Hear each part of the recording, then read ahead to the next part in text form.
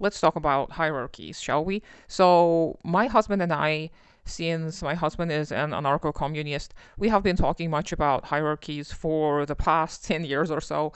And we've come to a lot of conclusions that I think are really useful, especially to the communists and especially to those who are Marxist Leninists and who kind of look at the state as essential in the accomplishment of our common goals.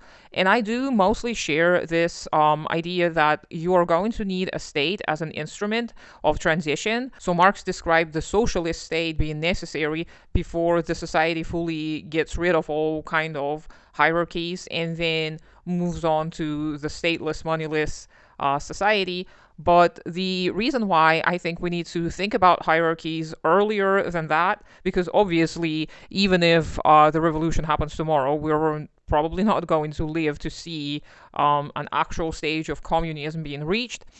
But I still think that looking at hierarchies now is important because many of us have this internalized hierarchical thinking where we dismiss certain people, for example, because they are lower than us on this imaginary hierarchy. And this happens more often than not unconsciously. Like we don't consciously think that there are certain people who are below us, but we act in a way that actually supports the modern capitalist ideology. So, in order to fight against that, we need to do a lot of deconstruction work within ourselves. And this can be done through a therapeutic approach where you look at your own psychosocial constructs and you question their origins. You question why you believe that, let's say, young people should not do X, or why young people shouldn't partake in certain decision making processes, or why people of a certain gender or a gender identity or a certain background or race or nationality shouldn't be participating in certain questions. And some of these answers are going to make sense, and some of the hierarchies are necessary. So I'm not saying that we need to get rid of all the hierarchies and that's going to solve all the issues. No, what I'm saying is that hierarchical thinking can divert our attention from what is actually important, and it can also bring in all of these unconscious biases and lead us to logical fallacies and lead us to exclude certain elements and exclude certain people from certain decisions just based on this internalized hierarchical thinking. And again, I'm not against hierarchies per se. I think that naturally people tend to give more weight to certain authorities, and those authorities become such for a reason.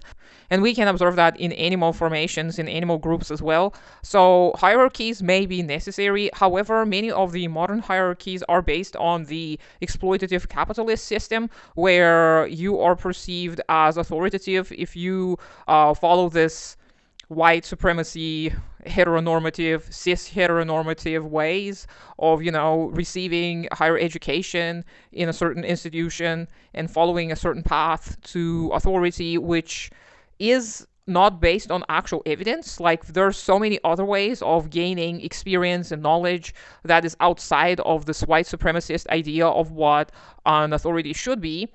However, most of the people nowadays who possess some kind of knowledge and wisdom that is outside of the white supremacy approved ways, they are not seen as authority and they're not listened to, they're not given space, and their voices are generally ignored. And people all over the world get affected by this. So, me being a person from Kazakhstan, I still fall for certain white supremacist myths in my head. So, I continuously question myself, like, why do I trust this person? Why do I think that this white man is going to be more right than this person who is not white, not a man, etc. So this is a process that has to be ongoing, and it shouldn't stop us from making certain decisions meanwhile, and we shouldn't be afraid of falling for the appeal to authority bias, because ultimately if we make our decisions collectively, then we are going to be able to hopefully make the best decisions for the situation. But I think we need to question the hierarchies that are at play nowadays, not wait until we reach a certain stage of socialism before we start dismantling some of the authority that is given to the people. And as usual, I don't know how to finish this, so that's the end.